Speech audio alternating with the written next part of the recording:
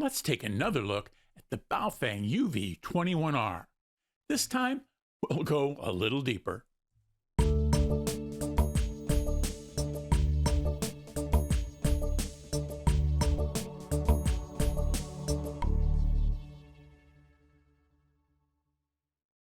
Hi, and welcome to the Gadget Talk channel, where we do reviews and how-tos on a variety of electronic gadgets that catch my eye. In this video, we'll be going deeper with the BaoFeng UV-21R dual band Ham HT. As always, please like and subscribe, and don't forget to hit the notification bell. To get started, I need to point out that as with several other BaoFeng radios, there are a couple of different models, and various vendors don't always have the same radio labeled the same way. In this case, one commenter on my previous video said his UV-21 came with a white screen as opposed to my dark screen version. Since there is no menu item to change background color, I can only assume that he and I have slightly different versions. After playing with the radio a bit since my recent review, I've discovered a couple of things that I think are worth calling out. Here's a photo of the label in my UV-21R purchased from Amazon. One of the things that I found out you have to pay attention to is whether the radio is on or off. Unless the radio is receiving a signal, it looks the same. I've left mine on a couple of times and unintentionally discharged the battery. Menu item 6 allows you to leave the screen on, and depending upon how you use your radio, it may be worth doing that despite the additional power draw. Another thing I noticed that isn't called out in the advertising is the transmit range is bigger than the typical ham radio's 2-meter and 70-centimeter bands. On the positive side is that the UV-21R includes the 220 or 1.25 meter band. Why they don't market this as a tri-band radio is beyond me. The 1.25 meter band is pretty much a US-only ham band, and there are 220 repeaters across the country.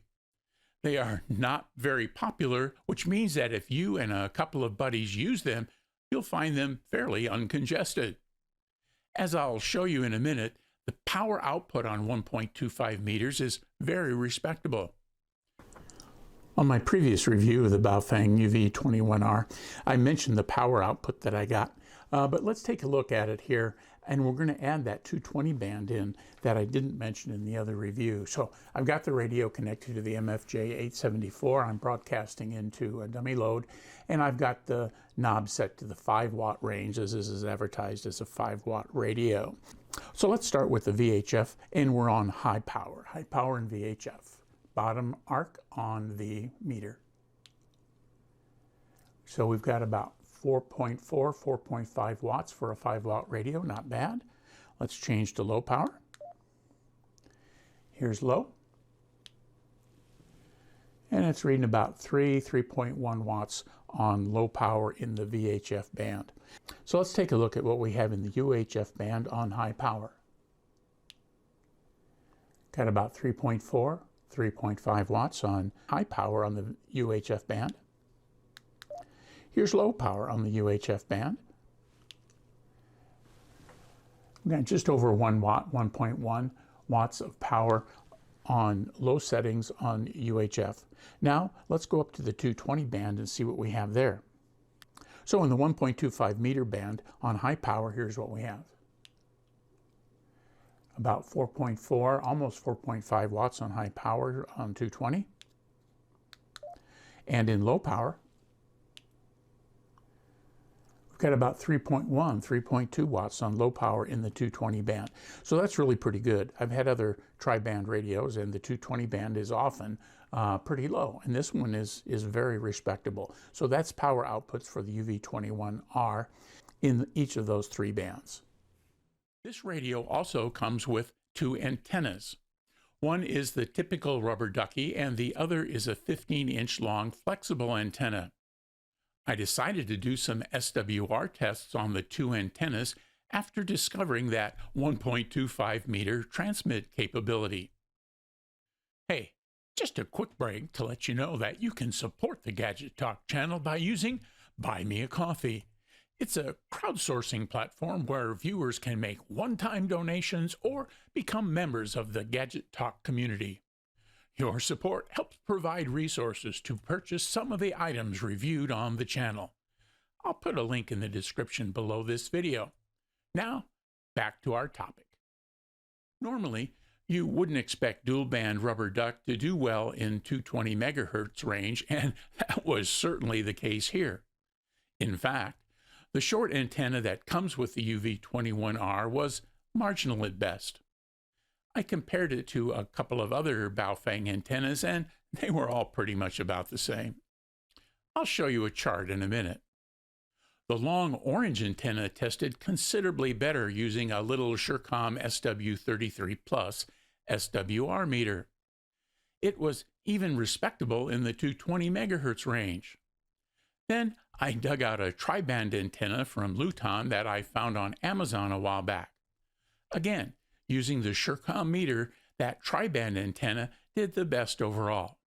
I'll leave an affiliate link to both the meter and the antenna in the description below. While I was able to hit all my normal local repeaters with the included rubber duck, the numbers weren't very good. As with many small HTs, a better antenna is probably a good upgrade.